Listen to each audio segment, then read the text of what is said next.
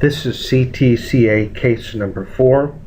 The history is that of a 51-year-old man who has a history of atrial fibrillation, who's undergoing evaluation for pulmonary vein ablation therapy.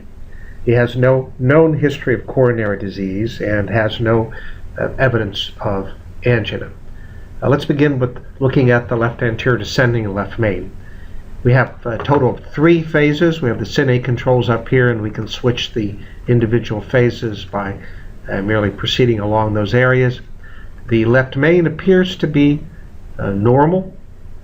Moving into the left anterior descending, there is clearly some evidence for a calcified eccentric plaque. Let's just switch phases here quickly to be sure that we're just getting the idea of the calcified plaque. Sometimes sort of toning this out by doing a little expansion in the window and level area can allow this to be toned down a little bit.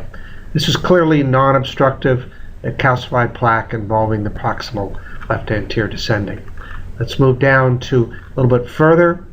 As we go down, there's one area that catches your eye in the mid LAD, and as we rotate around that area, you can see that there is a question of some mixed calcified and non-calcified plaque and a question of narrowing. You can see that the vessel before this appears to be normal, and the vessel after this area of concern also appears to be of normal size, but at the region here we may have some other issues with respect to that. Let's switch to an MPR to kind of just be sure if we can get this area a little bit better identified.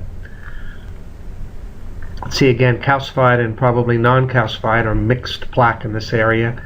There's clearly a regional narrowing in this area, and as we rotate about, I really can't be sure whether this is obstructive or non-obstructive. So this would be an equivocal lesion and worthy of further evaluation. Let's look at the remainder of the coronary arteries quickly. Here is the left circumflex vessel. Follow this down. This vessel actually appears to be quite normal. It's non-dominant. We can follow it down into the second obtuse marginal where it tends to get much smaller. Finally, let's look at the right coronary artery.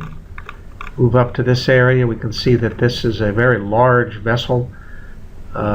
Switching through phases just to be sure we're looking at this properly. There's clearly a calcified plaque in the proximal segment, but there's no evidence for clearly obstructive disease. A little bit further down we see a little bit more plaque as we rotate around these areas. This is again non-obstructive disease in these areas, the proximal and mid portions of the right coronary artery.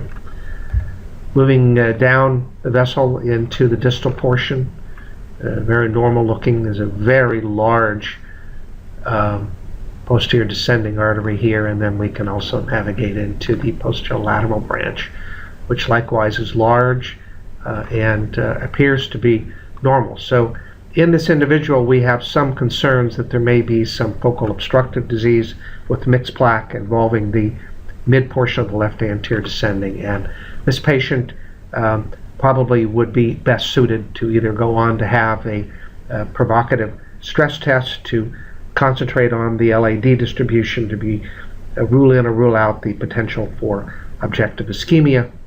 Catheterization would be a second tier avenue for this individual.